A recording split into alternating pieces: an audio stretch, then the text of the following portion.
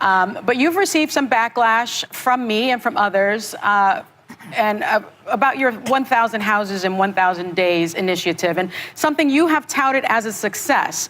But the issue is it disproportionately affected African Americans in South Bend, and African Americans constitute 26% of the population in South Bend. And in fact, African Americans who weren't able to repair their homes lost their homes. They were either demoed or they were sold to white folks.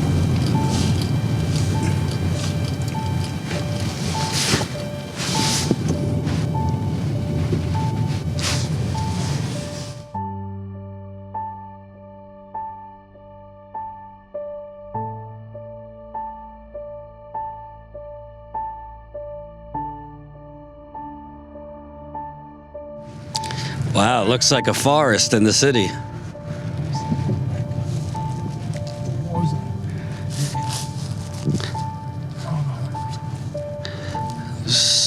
Empty lots. So right there you got beautiful museum and rebuilt castles, and right behind it you have fallen apart, empty lots, forests in the city. This is all under Buttigieg.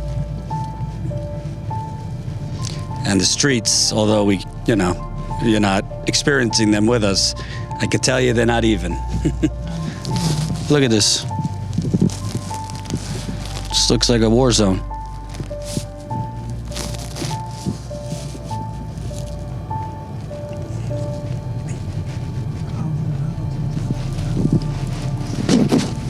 It's amazing to me because he's presented this as one of his shining achievements, but what's the achievement of it? There's nothing to show for it. Behind me is a homeless shelter. Not really a shelter. It looks more like condominium that they made for homeless people, which is a good thing. But unfortunately, here on the south side where this is, there's no services to speak of. This is kind of like, this is the south side, but the west side is a few blocks over. And as we've been driving through the west side into the south side, there's not a drugstore to speak of. There's not a laundromat to speak of. There's not a supermarket to speak of. There's nothing. Just closed down businesses, closed down junkyards, empty lots. This lot here has been empty for 7 years. Homes used to be there, but Buttigieg, his crowning achievement, he claims, when he came into office was 1,000 homes in 1,000 days. Demolition crews came through here right in the beginning of his administration and just bulldozed all the homes there. In this lot over here to the left, these were all homes, vacant homes, that most of them were not in use, but the black people I've spoken in town to, the working people I've spoken in town to, this was, for most of them, the only generational wealth they had. It was passed down to them from their grandparents, from their parents. And because they're poor, they didn't have the money to upkeep, pay electricity, fix the roof.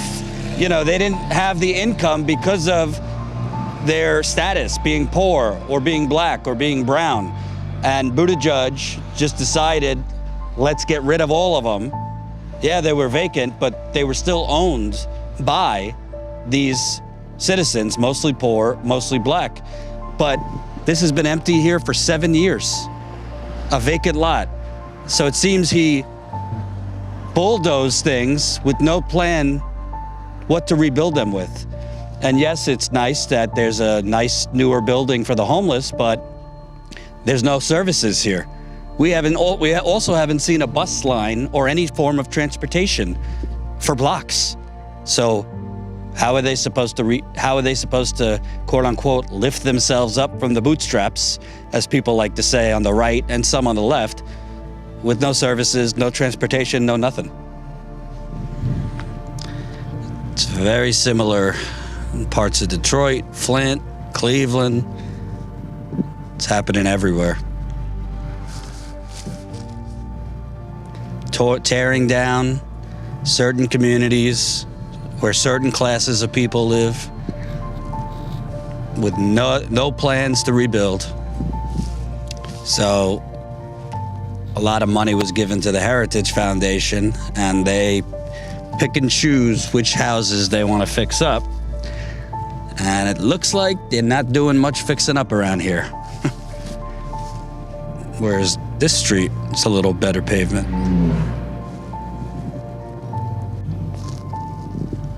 To my right is poor people's housing. So you got affordable housing on your right. But same story, not a lot of services around here. To white folks, and the bottom line is home ownership is an American dream, and it's a way to close the wealth gap. And this has been a huge obstacle for African Americans. So what do you say to me and other African American voters about that initiative? Was that really a success?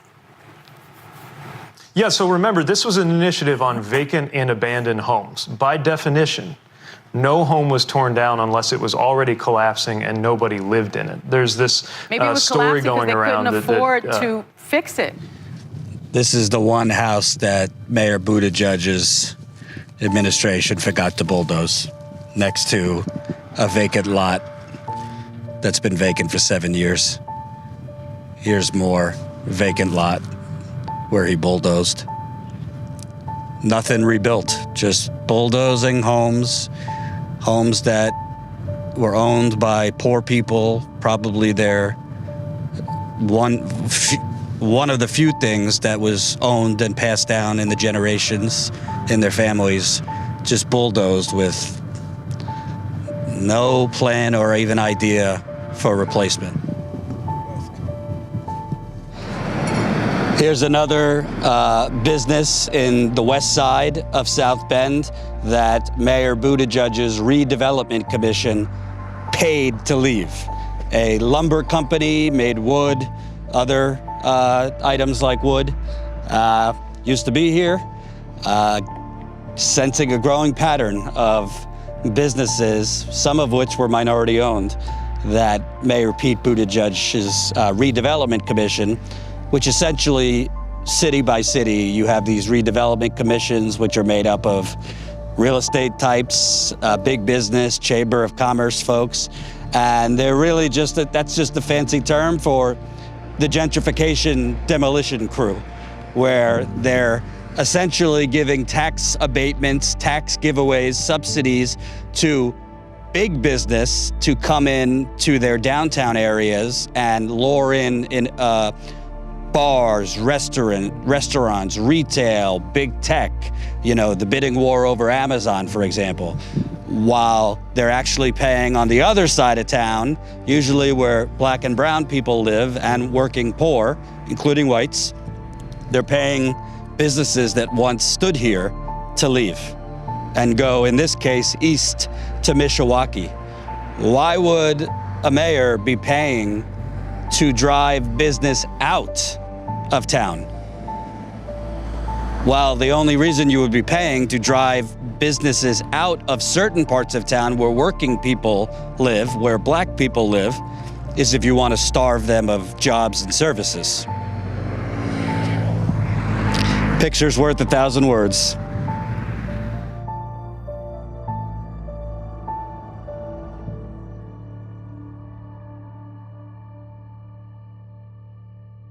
Hope you enjoyed that last video. Hop on over to statuscoup.com where you can sign up for our email list and become a member for as low as $5 to $10 a month.